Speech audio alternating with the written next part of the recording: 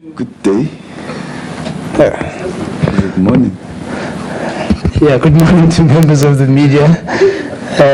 We're just waiting for our Director General. He's just 2 minutes away, so if you could just indulge us. And then, if you ask difficult questions, you'll have passport problems.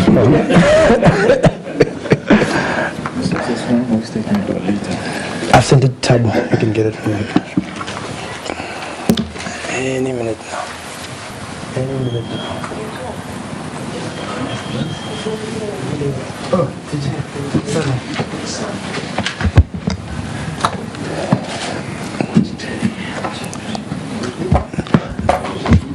Again, thank you to members of the media for availing yourselves.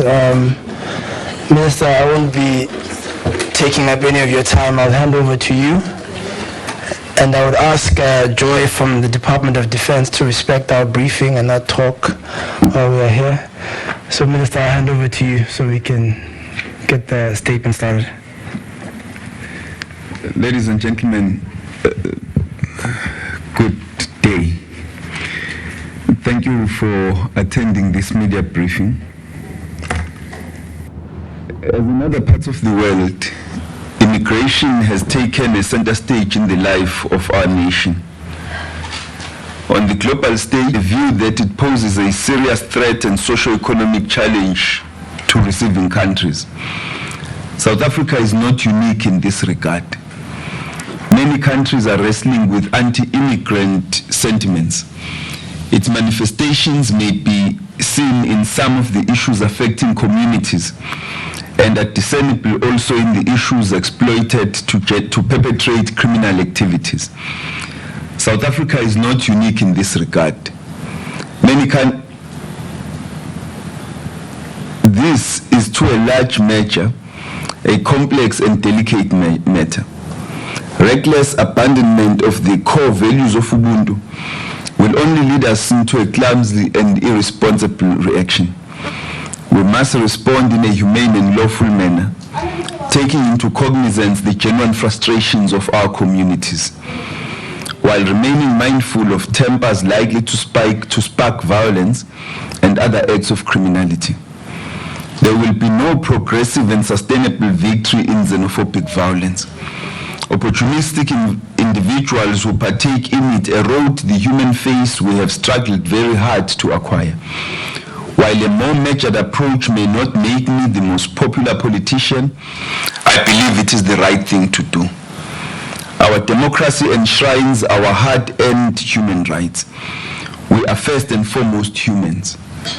This reality cannot be diluted by your country of origin or what documents you hold, or lack thereof. Humanity, within the context of our Constitution, is not only a cultural prescription of Ubuntu, it is also about legal compliance and respect for rights of all persons. Law and order are therefore critical factors when we talk about migration. We must address matters raised by communities within the legal framework, while ensuring at all times they also raise matters within the confines of the law. Unfortunately, xenophobic violence is not new in South Africa. The country first experienced xenophobic violence in 2008 with attacks on foreign nationals mainly in Gauteng and the Western Cape. The 2008 attacks were investigated by the South African Human Rights Commission. According to the South African Human Rights Commission, among the reasons for the violence were the following. 1, poor relations between local residents and key officials dealing with informal settlements. 2, corruption and indifference of leaders. 3, police unable to deal with the attacks. And 4, capacity problems for those providing effective remedy and promotion of access to justice. In 2015, another wave of attacks was seen in KwaZulu-Natal and Gauteng. It was sparked by a labor dispute over the employment of foreign nationals at the Kwajina store in Nisipingo. Among the recurring themes had been the contestation over scarce resources in a climate of unemployment, poverty, and other socio-economic challenges. Currently, in 2017, there are renewed incidents of violence against foreign nationals in Rosettenville and Pretoria West. There are also communities agitating against foreign nationals.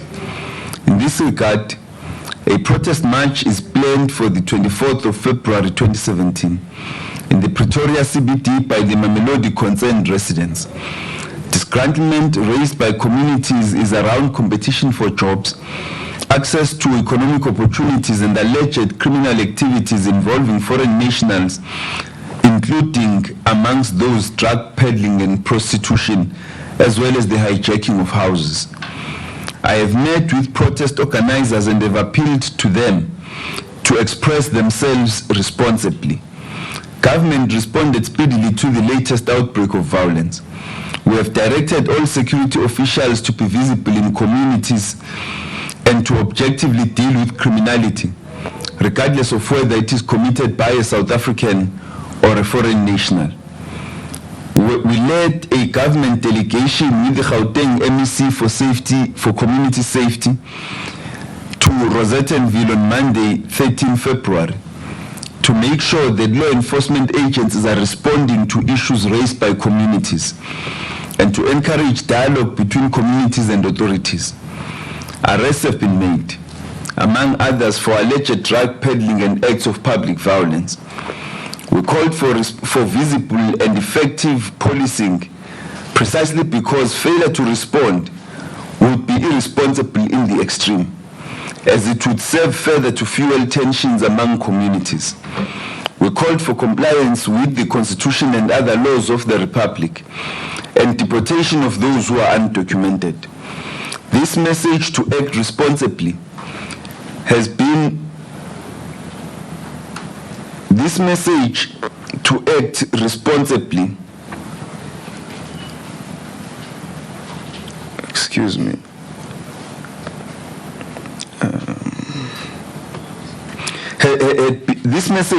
responsibly had been conveyed also to those who are undocumented.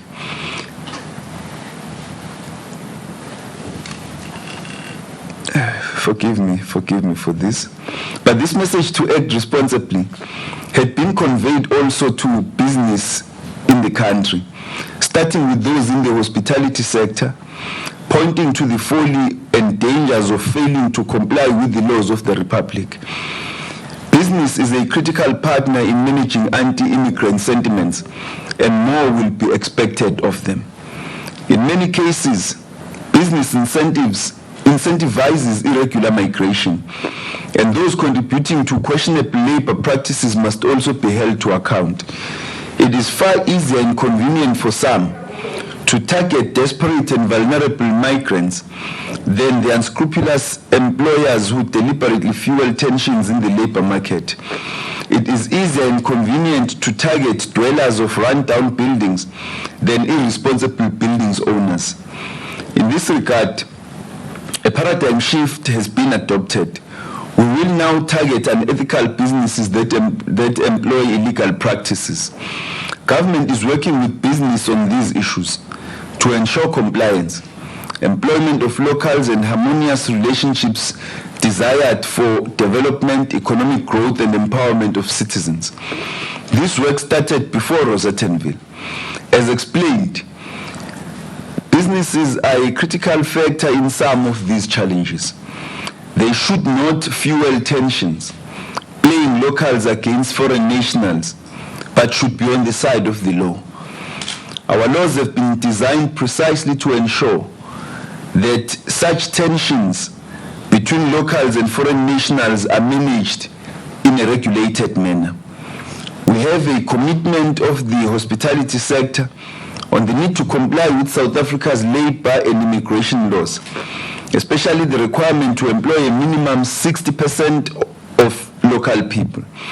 This is the message we are taking to the rest of business and will feature strongly in our upcoming meetings. There will be workplace inspections and penalties for employing undocumented foreign nationals to be exposed. We are making inroads also in this respect. A total of 63 people who were employed by the SPA without documented were arrested at the 3 SPA supermarkets. Of these, 19 females are detained at Pretoria North SAPS and 36 males plus 9 females are detained at Camille Drift SAPS. The breakdown of these arrests is as follows. 19 females and 28 males arrested at Montana Spa and the manager was charged. 6 females and 9 males were arrested at Zambezi Spa. The manager will be charged. 1 arrest at Dawnport Spa. Here the manager was not available. I have directed my office to set up a meeting with the management of SPA to discuss labor issues. Government is deeply concerned about outbreaks of violence, which may result in loss of life and or damage to property. This is why Cabinet has firmly pronounced on this matter and has expressed full support to ourselves and the Justice, Crime Prevention and Security Cluster to move speedily in resolving these issues to the satisfaction of communities. Plenty of work has been done to improve our management of migration, and this is not a mere knee-jerk reaction to sporadic xenophobic violence. We have been diligently and perhaps quietly improving our management of migration. Our measured rhetoric on our immigration work is a deliberate attempt at avoiding populism that may be misconstrued and fuel tensions. We communicated our interventions and approach to Mayor Mashaba. I directed the DDG of Immigration to be available to the mayor following our first meeting. I pressed upon him the importance of allowing our technocrats to do the work without the sensationalism we politicians may bring to the issue. While I have been critical on the approach, I must commend him for his more measured statement condemning xenophobia. While we have different approaches, I am confident that none of us wants to be responsible for any public violence or loss of life. I hold the view that we can better manage migration in a humane and responsible manner. It is important for the Department of Home Affairs and law enforcement agencies to understand the matters raised and make communities aware of how we are tackling them. I will share with you interventions we have undertaken since 2008. We have documented through the Zimbabwe Special Permit and the Lesotho Special Permit dispensations those who are in South Africa without documentation. This is helping in knowing who is in the country. As a result of the special dispensation, it is possible to get to higher levels of documentation in the country. Documentation also reduces the possibility of labor exploitation and abuse, which in turn facilitates fairness in the labor market. We have made improvements at Marabastad Refugee Reception Center, now called the Desmond Tutu Refugee Reception Center. This was to combat corruption and bribery. And we are also turning the tide against those people who are not supposed to go to the center as they burn the asylum system.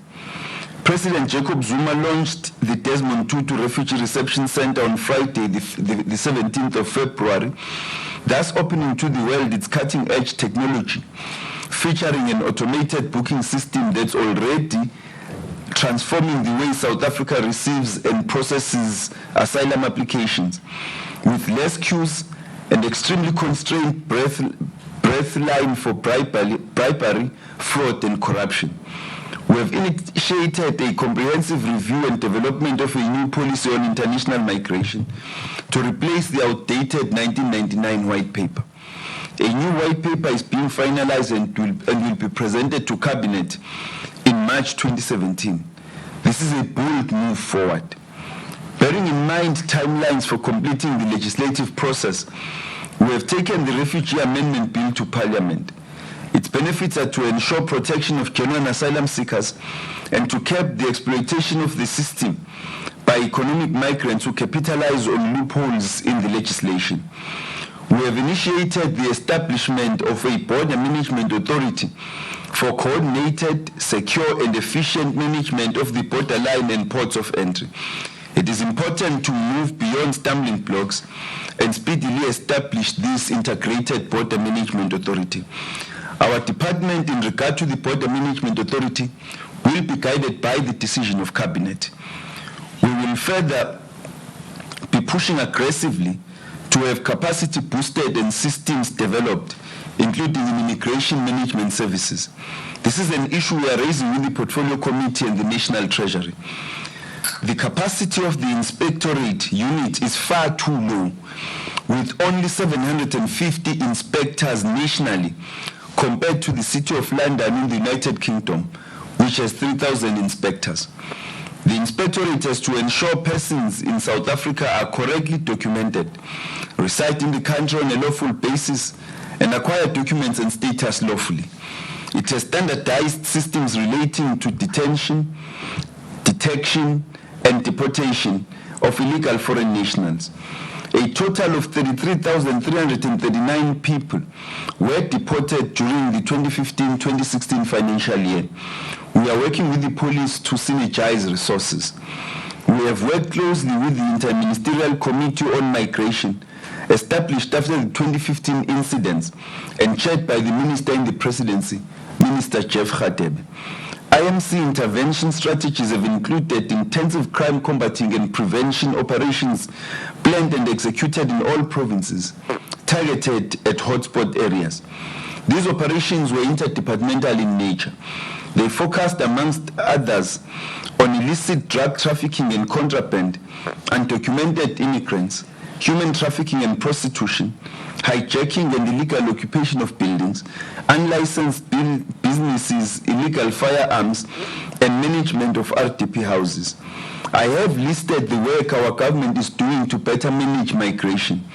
I seek to dispel the sensational narrative that government is doing nothing. Migration matters should be handled delicately. Members of the public must be responsible, not to undo the work we are doing.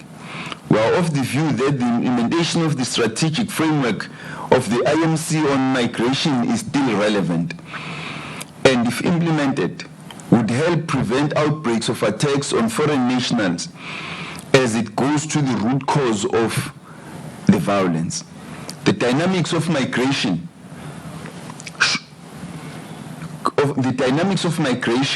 crime, drugs, prostitution, fraud, and unfair labor practices are too serious to be turned into populist politicking. It is important always to be careful in the narratives we push in the public space. A democratic state bears the responsibility to save lives and to protect rights of persons. I wish to appeal to all South Africans to desist from rhetoric or actions that are xenophobic. I also want to commend the many responsible South Africans who have been a living testament to Ubuntu and tolerance. South Africa is amongst the most diverse countries in the world. We are a host to multiple nationalities from the world, and most especially the African continent. I reject any insinuation or assertion seeking to cast us as mere xenophobes. We have challenges. South Africa remains the most diverse country on the continent and is by many measures a beacon of tolerance and human rights. I have also been made aware of sound clippings as well as photoshopped pictures that are circulating both within our country and in other countries on the African continent. I wish to deny categorically that those are authentic. They have been photoshopped, as I say, and the sound clippings is clearly the work of somebody who seeks to cultivate hysteria in our country, to incite our public, as well as to drive fear among the foreign nationals, both those within the country and abroad. South Africa and the South African government will continue to do all in its power, working together as the security cluster to combat public violence, to ensure that xenophobia is dealt with, but above everything else, to continue to respond positively and genuinely to the concerns of South Africans. It remains our view that those who commit crime must not be profiled according to nationality, but we should deal with those who committing crime whatever their country of origin as criminals and alleged criminals according to what our constitution and laws prescribe. Thank you very much. Thank you, Minister. Perhaps, Minister, I should encourage the Chief Director in Immigration to come join you forward in case there are specific details that might be required about some of the inspections we're doing. So if Mr. Matthews could come forward. I'm sure you guys know the drill, just a show of hands and then ask you a question stating which media house you're from too. I'll start with you, Paul. Good morning, Minister. Paul Vecchiota from Bloomberg. On Friday, there's apparently a march planned through Pretoria, an anti-immigrant march. Have you had any, or your department, any discussions with the organizers of the march, or have you identified the organizer of the march, and are there any specific concerns around such a march? Secondly, the spas where all the people are arrested, are they all in Pretoria? Sorry, Camille Drift, I just can't remember where that is, offhand.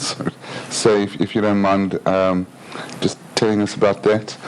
And then secondly, some African Union countries have been allegedly on a bit of a diplomatic offensive, alleging South Africa is a xenophobic country, especially now that chairmanship of the AU moves into other hands. Has your department been made aware of that, and if is there any kind of South African government response to that? Thank you. Okay, Kulevani, are you going to ask multiple questions like Paul or one? Because maybe we should answer Paul's questions and then come back to you. Is that fine? Or let me give you a chance, Kulevani. Just ask the question. Thank you very much. Just wanted to find out regarding the efforts that the department is undergoing to keep migration in check through various agencies and units. In yesterday's budget, the National Estimates of Expenditure noted that the ceiling on employee compensation for the Department of Home Affairs would remain intact. Just wanted to get a sense of what effect that would have on the various units in the departments, especially considering the fact that Home Affairs wasn't opposed to an exemption from the ceiling on employee compensation. The Portfolio Committee Chair of Home Affairs wrote to Treasury to ask for this exemption. Now that it seems that there might not be an exemption up until 2019, how is that going to affect the various units, particularly Border Management Agency? Thank you. Thank you, Kulevani. Minister, we'll take those 4 questions and then we'll come back for another round. Thank you.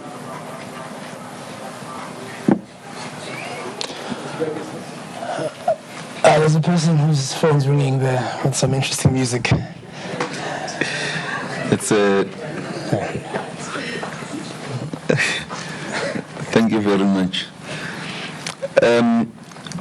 Thank you for the questions. Yes, Paul, as I indicated in the statement, I have engaged last week Friday with the organizers of the march to discuss the issues that they are concerned about and to bring to their attention the efforts that we are making as government to deal with the various challenges that they were, amongst others, raising. Obviously, concerns are there about the march, especially given this heightened situation of tension in Pretoria. We are working with them to ensure that there will be no public violence, no threats, and whatever risks may be there, we will deal with them. The police, even this morning, assured me that they are on the ground. They are also talking to the organizers of the march about the routes and about the management of the march. The police have been on the ground engaging the different communities, making arrests, ensuring visibility in the areas that have been affected, including in Mabopane, Garankuwa, in Atteridgeville itself. So the police are on the ground. Our desire is to ensure that this doesn't spread anywhere beyond these areas and whatever concerns, because as we say, the problem arises. I think the South African Human Rights Commission report indicated this correctly. The problem arises in many instances in that people commit crime and then there are cracks within the criminal justice system. Someone gets arrested this morning, then they are out on bail. Others are not even out on bail, they just simply walk out. They come back, they do exactly the same things they were doing prior to their arrest. In some instances, issues are reported to the state security agencies. There is no action to follow up on the reports that have been made. And that leads people to then start losing confidence in the commitment of the state to deal with the challenges which they are facing on the ground, which involve drugs, prostitution, illegal hijacking of houses, because there can never be a legal hijacking of houses. Now, so we are dealing with those issues. As we speak in Rosettenville, there are activities by the police on a daily basis to address the concerns that the communities raised, and the local leadership are taken on board with regard, maybe not the logistics of the activities of the police, but with regard to generally giving them the information that is sufficient for them to know that the police are here, they are working, they're dealing with the issues. And so the same applies to tomorrow. And I think what we had asked was that the organizers of tomorrow's march should, in their memorandum tomorrow, provide us with as much information as they can. They had mentioned a number of shops in Mamelodi that are not complying with our labor and immigration laws. And there was a representative of the Department of Labor at the meeting, and so we agreed that we were going to continue engaging with this group, but also undertake actions that are going to address the concerns raised with regards to various shops, so that South Africans can be employed. Now, in light of that, there also was these fake news that are going around, and I took exception to one of them that was saying that the Minister of Home Affairs wants every company in South Africa to employ 40% foreign nationals in order to address unemployment. I took exception because I think in an environment of heightened tensions, you don't want irresponsible jokes. There are jokes you can make under normal circumstances when things are normal. But when things are not normal, don't make irresponsible jokes that may add fuel to the fire. Because what we are saying is that every company operating in South Africa must employ first and foremost South Africans. That is true of any other country. And this 60% is a minimum target, not a maximum target. We're not saying that every company must employ 60% South Africans and 40% foreign nationals. We're saying the 60% quota of South Africans is a minimum target. Go up. In actual fact, many people have been raising with us the question of why did we set a 60% target in the visa regulations of 2014. Obviously, the Immigration Advisory Board may come back to us and advise us to revise the 60% minimum target to increase it higher. And we will have to do that upon the advice, but we can't just do it willy-nilly, acting at a hoof. So we are paying attention to the issues that people are raising. As I say, we had already begun, even prior to this Rosettenville incidents. The whereabouts of these bars, we will provide after the media brief so that you know where they are. But I must indicate that these are actions we are going to undertake throughout the country. We will be undertaking these actions. So I think that businesses better be warned that we are going to visit them to ensure compliance. And as we have done in the other shops which we have visited, we will charge the managers of these businesses for non-compliance with South African laws. There are many that we go to. I think many of us don't even need to be told about restaurants and other places where South Africans are just simply not employed.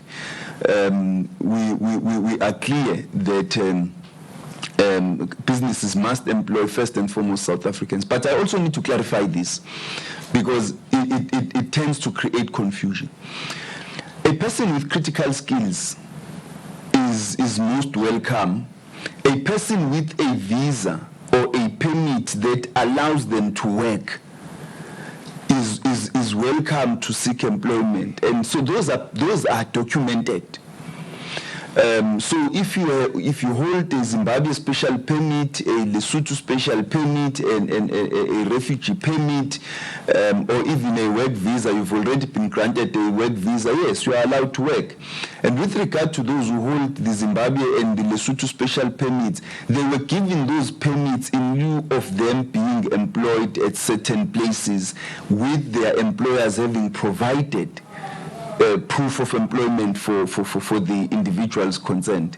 So we're not saying that those with permits who are currently employed must suddenly be fired, but we're saying companies must ensure that they have a minimum quota of 60% South Africans employed under them wherever they operate. So that's the first thing. Now, with regard to the second question, regarding the African Union, I have requested a meeting with the AU ambassadors tomorrow afternoon to discuss the recent incidents and the measures that government is taking. But I think it will be necessary for the ambassadors, before they make pronouncements, to meet with government and seek to immerse themselves in knowledge with regard to what is going on the ground. Because even as we went to Rosettenville, the people of Rosettenville themselves, bar a few exceptions, were clear that we're not acting against foreign nationals. We're not against even Nigerian immigrants. We are against immigrants involved in crime, as we would be against South Africans involved in crime. You will all remember that there have been many incidents in our country where communities have taken what I would call vigilante activities against South African criminals and took the law into their own hands, which we discourage. But what I'm trying to highlight is that these are not activities that communities, when they undertake them, they do so because the people involved are non-South Africans, even against South African criminals, where they feel that people have been terrorizing communities with immunity. Communities have taken action on their own and forced the state to then get involved. Obviously, we don't encourage that, but the AU ambassadors, we are going to be meeting with them tomorrow to explain to them what is going on. But we also expect them to also support our efforts. Because I could never imagine a South African ambassador anywhere, say Brazil. There are a few hundred South Africans who are in prisons in Brazil for drug trafficking.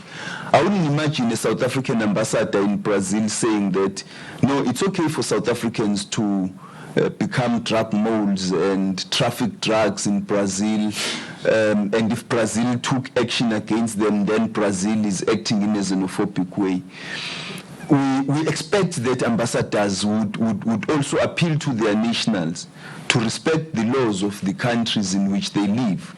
Because the point I always emphasize is that only South Africans have a natural right to be in South Africa. Everybody else is in South Africa by privilege granted by the South African government acting on behalf of the South African people. That's what the law says. That's why you apply for a visa. If you didn't have to apply for a visa, then you would be having those natural rights. The same applies to us when we travel abroad. Even in countries where South Africans have got visa exemptions, the fact that you don't apply for a visa doesn't mean that you have a natural right to be there. That government has given our people an exemption from a visa application, which means that we still have to seek permission from that country to be there.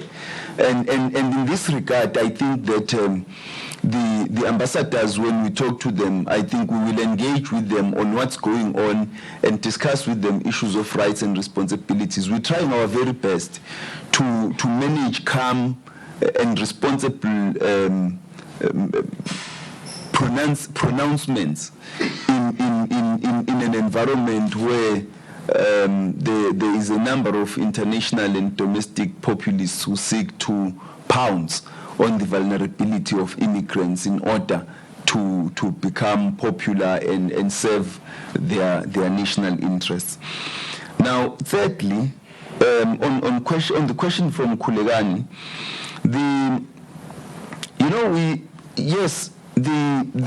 those ceilings, the non-revision of the compensation, employee compensation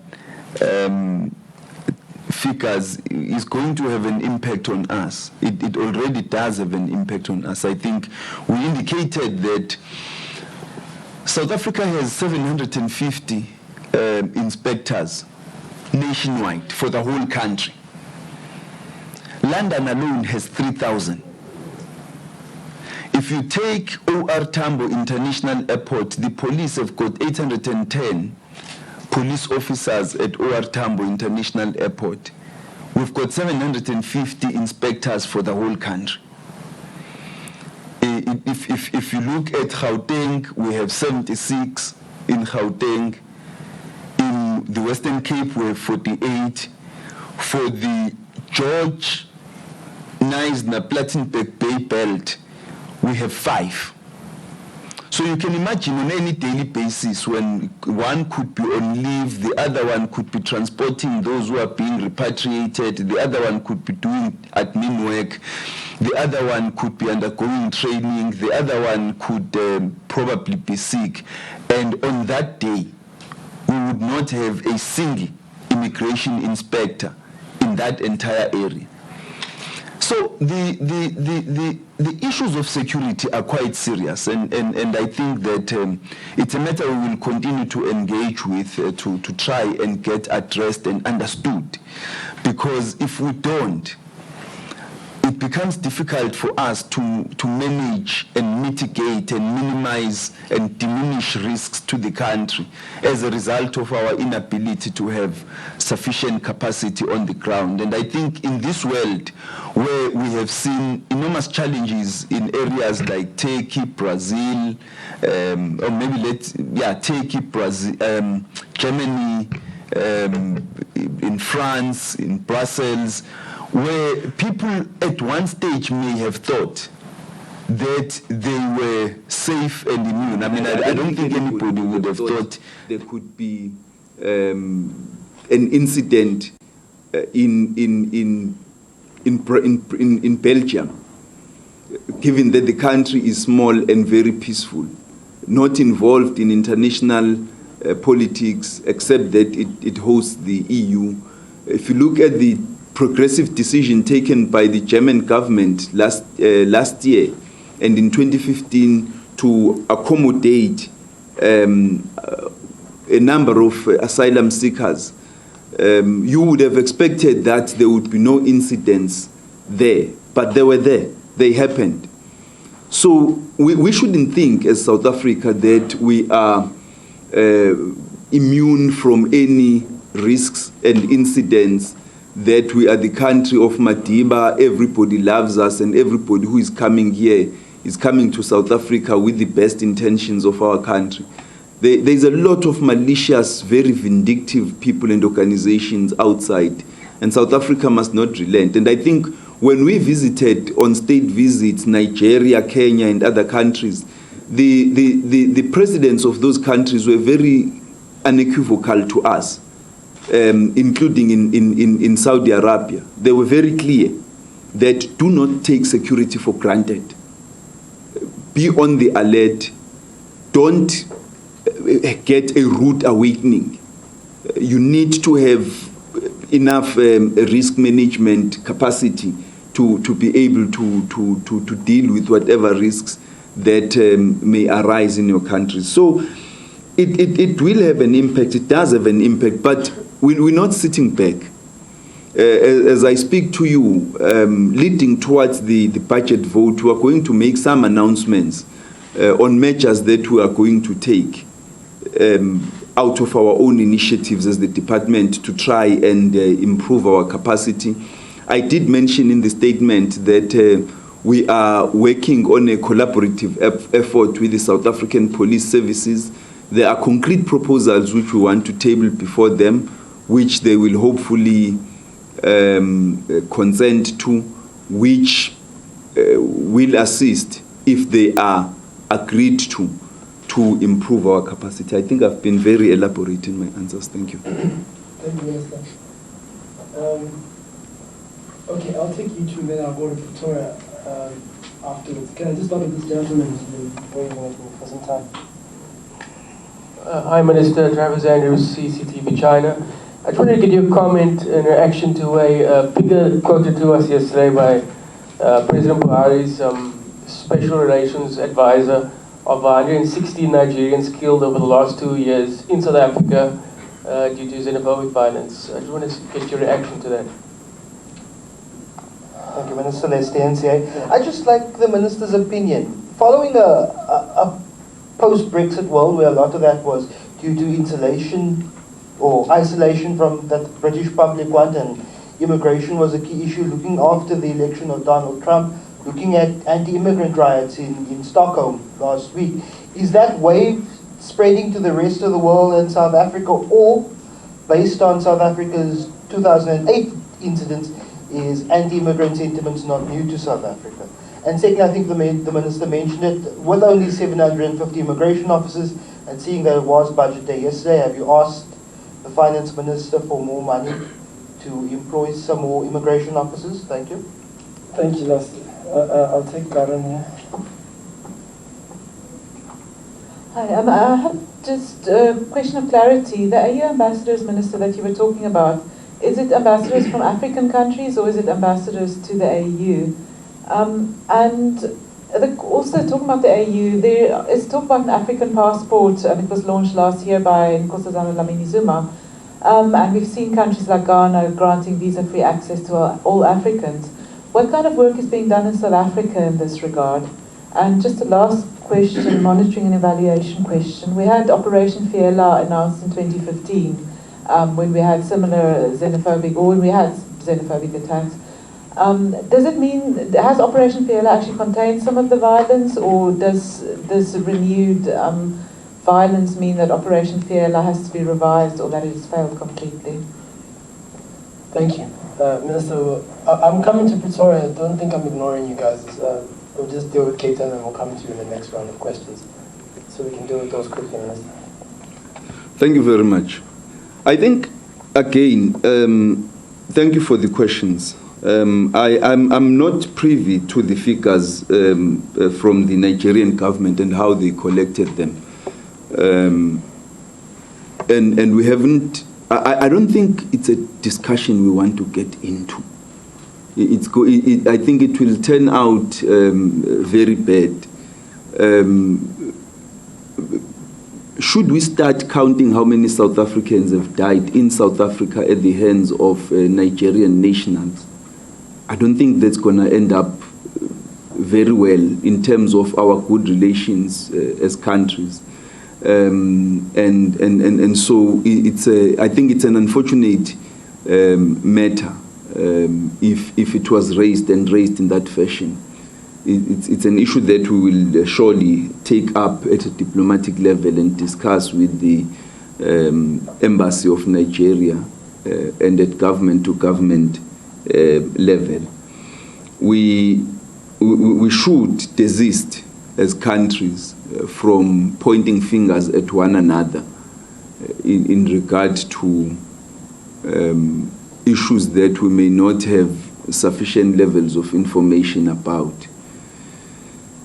To my understanding, there is nobody in South Africa who has attacked someone purely on the basis of them being from another country. Whenever there have been incidents, they were sparked by something and they then blow up, because once you have mob violence or mob activity, it becomes very difficult to contain when the tempers are flying high. You need to contain the violence and then start asking people what actually started all of this. And then you realize, as it happened in 2015, that, oh, no, the problem was a factory in Durban that was not employing South Africans. And instead of people reporting this to us so that we charge the company and take the relevant action against it, they then took their actions, their anger against vulnerable immigrants. And that's what we are trying to discourage, so that people can focus on reporting issues to government, and we should act timeously to deal with the reports that have been brought before us. But for governments to point fingers at one another, it's something that we need to discourage very, very strongly. Because at the end of the day, we then heighten the situation rather than lessen it. Number two, there is a wave of xenophobic sensationalism, anti-immigrant sentiments that are being perpetrated in a number of countries. I don't think in South Africa we're experiencing that at an official political level, except in one instance. But from the point of view of national government, which is the custodian of international migration management, there are certainly no xenophobic sentiments which have been perpetrated. I think the president made a very strong statement last week at the Desmond Tutu Refugee Reception Center about the need to fight xenophobia, to manage our migration better, to provide sufficient resources to the Department of Home Affairs and other government departments to work together as a government to manage migration better, to ensure an effective management of our asylum seeker systems, so that the people requiring asylum can be provided with the protection they deserve. And I think to that extent, we were very heartened by the president's strong support for the work that we are doing, for his strong support for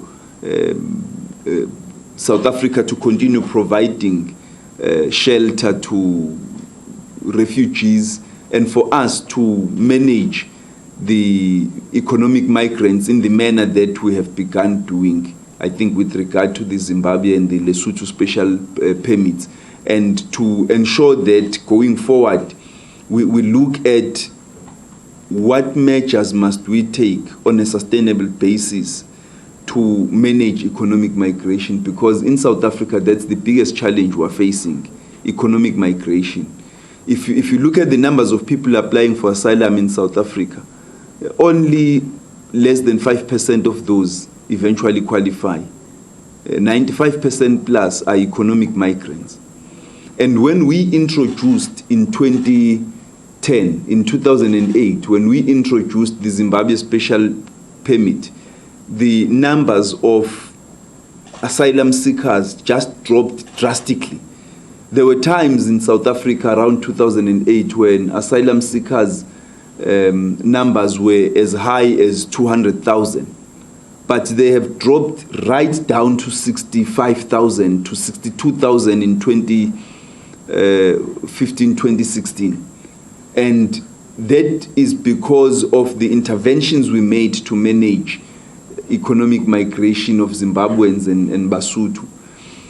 There are many other measures we need to take to improve our immigration management and the Border Management Authority, the finalization of that bill before the end of the financial year by Parliament, both the NA and the NCOP, would be but another measure, because they would help us to meet our target to start implementing the BMA and constituting it. So in South Africa, we're watching. We are concerned because we experience large mixed migration flows. So yes, we are concerned. We are watching, observing very closely what's going on internationally, but we're not worried that you are going to start. You know, the important thing that happened even in Rosettenville, and as we were talking to people there, one, they said, we must stop distorting them and saying what's happening there is about xenophobia. They said, if it was about xenophobia, we live with many immigrants and they have not been affected. We didn't go randomly to ban every house where immigrants live. We targeted 6 houses, and the only reason we targeted those houses was that there is drugs and prostitution taking place in those houses. And in those houses, there are children that are being injected with drugs during the day, turned into prostitutes at night. And that's why we attacked those houses. And we then said to them that, you know what, if you had reported this to us, we would have rescued the children, because I, as the Minister of Home Affairs, together with the Minister of Social Development, are interested in the children that were in those houses. We want to know who they are. We want to know whether they've been trafficked from outside the country or from within the country before we can reintegrate. The children scatter. That's why it's so important that we should come out this afternoon from the cluster with a very concrete program to deal with these challenges wherever they have been raised. Now, if I may just then quickly refer to Operation Fiela, because it relates to this. No, it's not failed. It has been continuing, not on the same scale as in 2015, but it has been continuing. What we are going to be doing is to assess whether we need not once more upscale it. So there are proposals that the department is going to make to the security cluster meeting this afternoon to try and propose how we should deal with the challenges that are being raised in the country, because government would be wrong not to listen to the genuine concerns that South African communities are raising. In actual fact, even immigrant communities have been issuing statements condemning the crime, condemning the drugs, calling on their nationals to respect South African laws, because one immigrant that acts in a criminal way puts at risk every other immigrant, because in a foreign country, immigrants are naturally vulnerable. And so it is necessary that we should all measure our messages to the public and communicate with one voice. Indeed, Lester, we have asked for more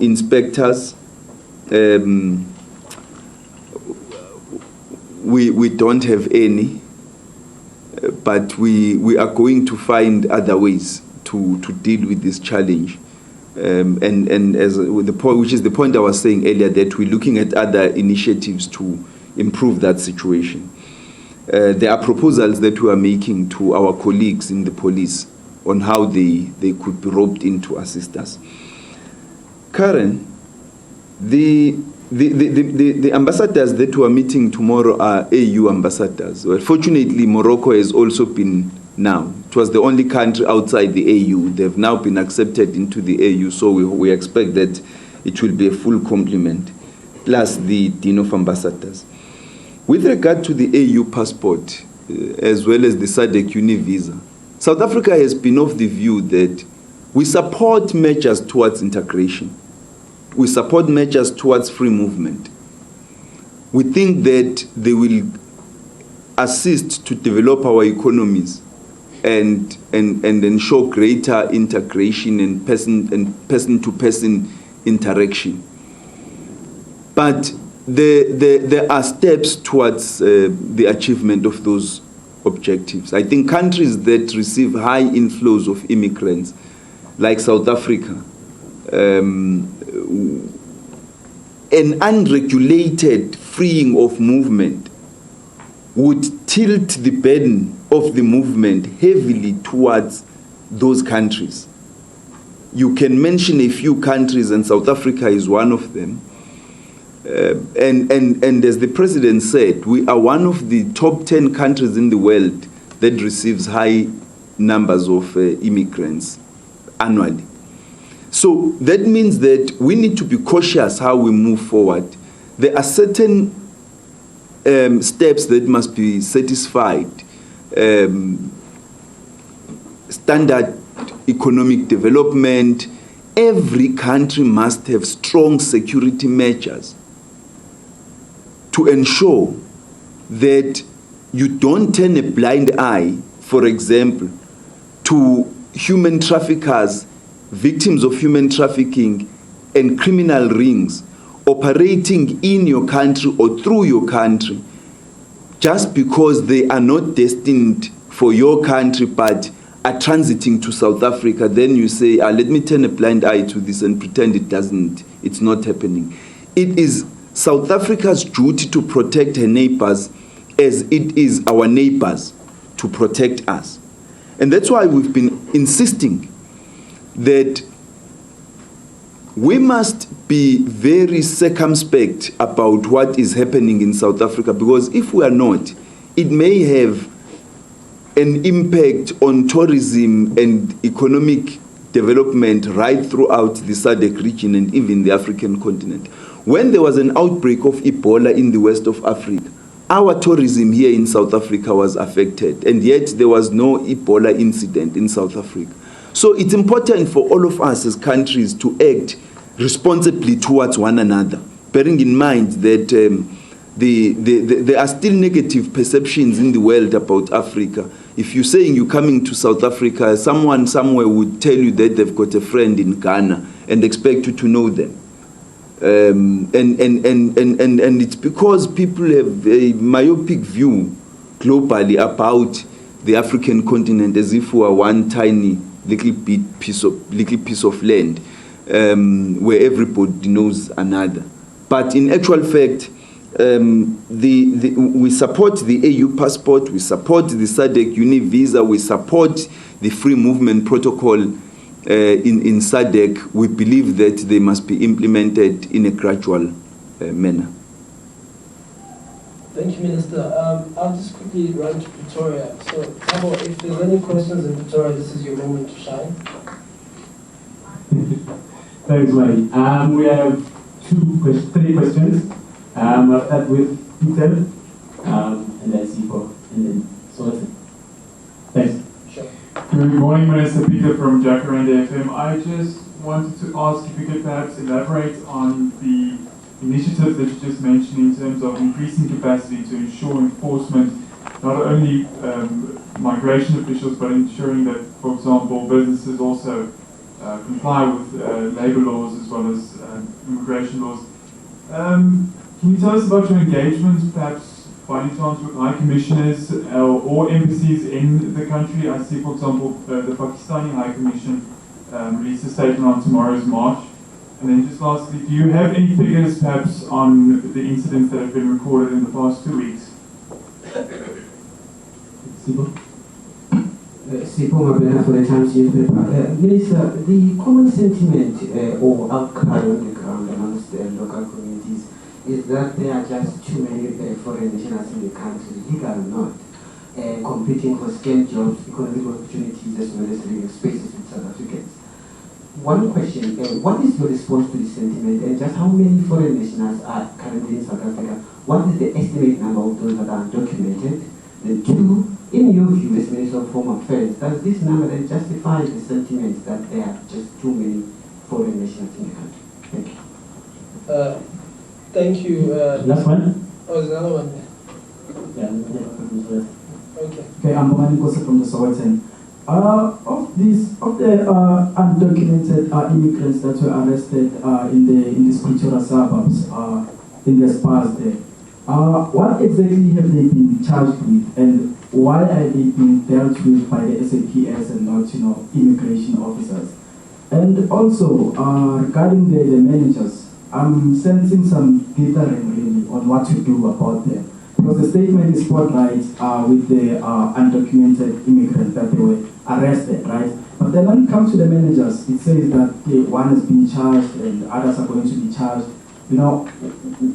What does the department want to happen with them? What should they be not just be charged but arrested as well? And what should be the charge against them too? Okay, thank you, Tabo, for your moment of shining. Minister will tackle those three questions, and then we'll have to close because I think there's another department that's to this venue. Thank you very much. Thank you, colleagues in Pretoria, for your questions. Peter, the difficulty with elaborating the measures we've requested from the police is that I will be elaborating an expectation and not the outcome. Maybe let me, once we have an outcome, also brief you on the outcome. I hope for a positive outcome. With regards to the meeting tomorrow, it's with the AU, African Union ambassadors. The Pakistani ambassador, I have not heard his statement, but we hope that if he had issues that he wished to raise with us, he would raise those issues with us. And certainly we also have issues to raise with him too. So we would be happy to have an engagement with him. I actually appreciated the approach of the Lesotho Minister of Home Affairs. I want to commend him when we were dealing with the Lesotho special permit process for his approach of hands-on engagement with the Lesotho nationals, coming to South Africa to meet with them to ensure that they comply with the provisions that we had made, because it actually removed the burden only on us. And he also took core responsibility for ensuring that he encourages the nationals of Lesotho to obtain the relevant documents which were required to apply for the special permit we were offering, and to meet our deadlines. That's something very commendable. I think it's something which we would want to see, including encouraging those who had obtained South African documents illegally, given the amnesty we had provided, to surrender those documents in order to take on the special permit. Sipo, this is a very difficult question. It's a very difficult question in all over the world. As I say, South Africa receives high volumes of migrants. I think the option South Africa faces is whether we shut ourselves down to the rest of the world or continue to benefit from the contribution of the peoples of the world to the South African economy. And you know, when people say there are too many foreign nationals in the country, they mean there are too many Africans. That is the problem. That is the problem. They mean there are too many Africans in South Africa. Now, we can't accept that narrative without criticizing it. It is our responsibility as leaders to educate our people about the challenges, because I don't think anybody has said that the people who are here, there are those views from time to time that, oh, the people who are in South Africa, they are there because they also supported you during the struggle. But in the main, people are in South Africa. They would not have come to South Africa during apartheid because the apartheid government would not have allowed them to. In the main, they are economic migrants. And they highlight both the attraction of the South African political system and economy, as well as the difficulties of the economic and or political systems of the countries of origin. Some of those people take enormous risks to get onto makeshift boats to travel all the way through a dangerous Mediterranean to try and reach Europe. Thousands of those over the years have perished in the Mediterranean, died never to be seen again, never reached the countries of destination, nor returned to the countries of origin. The challenge is a broader challenge. It cannot be resolved sensationally by saying, yes, there are too many immigrants in South Africa, therefore shut down the border, erect a 6-meter long security fence, and block everybody. Because South Africa must choose whether to integrate in the African continent or be isolated. And if we isolate ourselves from the African continent, then who are we going to integrate with? What are we going to be part of? We can't both be priding ourselves to be an African country and seeking the benefits of African integration, and at the same time try to isolate ourselves from Africa to enjoy the benefits of being South African alone. These are choices we need to make. It's a bit difficult to estimate, and I know this is not what you were saying, so don't say I'm accusing you of that. I'm saying let us enrich the public discussion, because at the same time we need to educate, much as we address the concerns raised, but we also need to educate. It's difficult to say how many foreign nationals are in South Africa. I can tell you, with regard to those that we have documented, we can pull the figures together, how many immigrants, how many are on work visas, how many have critical skills visas, and so on. But it's difficult to say how many are undocumented, because if somebody is undocumented, how do I know that they are here? They didn't tell me that they were arriving. The issue for us is to look for sustainable solutions going forward.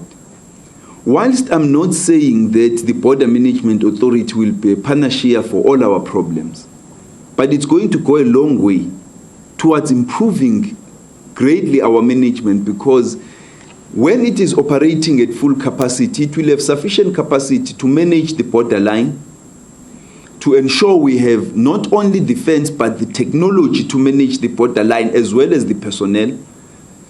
It will manage our ports of entry. And I think our ports of entry, even as we speak, are well managed, given that we have the enhanced movement control system. At least I can, straight after this interview, after this media briefing, I can tell you how many people have entered South Africa through Bait Bridge between 12 this morning and right now it being 12. I can tell you how many people entered and exited at all our ports of entry, because at least that much we're managing very well. And those people who have entered through our ports of entry have done so carrying passports that are machine readable. They complied with all the requirements for entering the country. But insofar as undocumented migrants, I wouldn't know. But at times, South Africans confuse undocumented and documented migrants. And I think that's the point that the president was making last week at the Desmond Tutu Refugee Reception Center. That it's not true that all immigrants in South Africa are undocumented. It's also not true that all immigrants in South Africa are criminals. Neither is it true that all South Africans in Brazil or Taiwan or Thailand or Peru are drug traffickers. The fact that there is a South African sitting in prison in Peru for drug trafficking doesn't mean that when I'm also in Peru, I'm also a drug trafficker.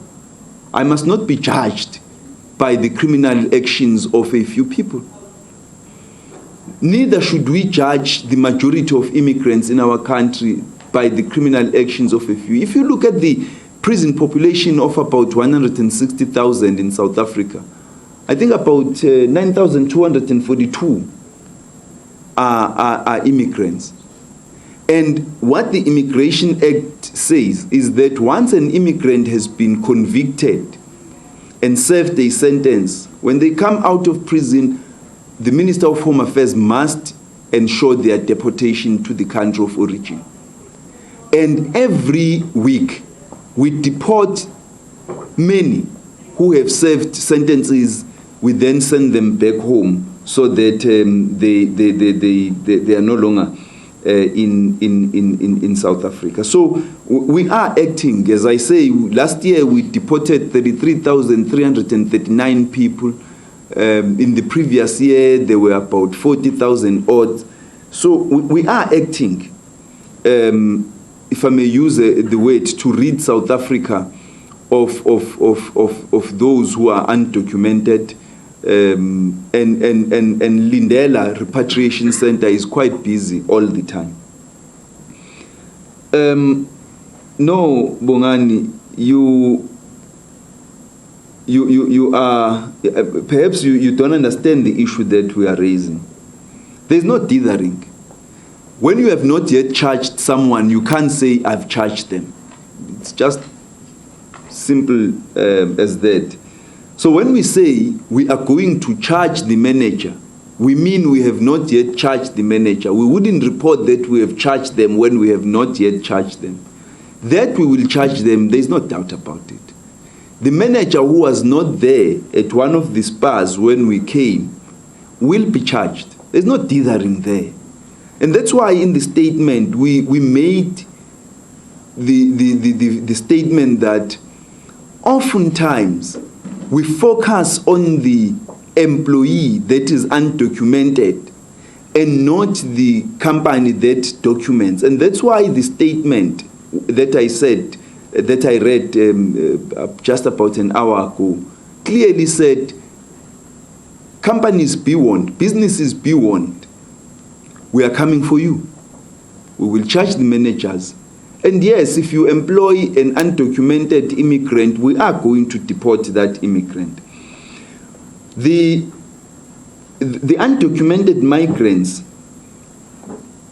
are undocumented, so by law they have no right to be in South Africa, so they will be deported. Unless there is a crime that they are being associated with, for which they will then be charged. But if they have not committed any crime with which they are associated, they will then be deported to the countries of origin. Their detention at the police stations is only a temporary. It's when the operation is conducted, they are then taken there in order to be moved to Lindela so that we can then process their repatriation. Because before we repatriate somebody, we also take their biometric details. We take their fingerprints and do everything, and then check that against the police records to see if they do not have any crimes for which they are being sought by the police, so that they can stand trial for those crimes.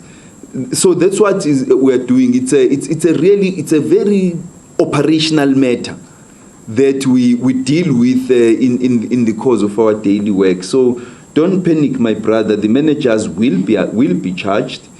There's no dithering there, and the undocumented migrants, unless they are associated with particular crimes, they are going to be repatriated. Thank you.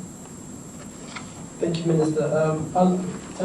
I'll close the session now. So if there's any other questions that need to be addressed, we'll be outside for a few minutes to speak to the media. Thank you all for coming and thank you for your time. Thank you.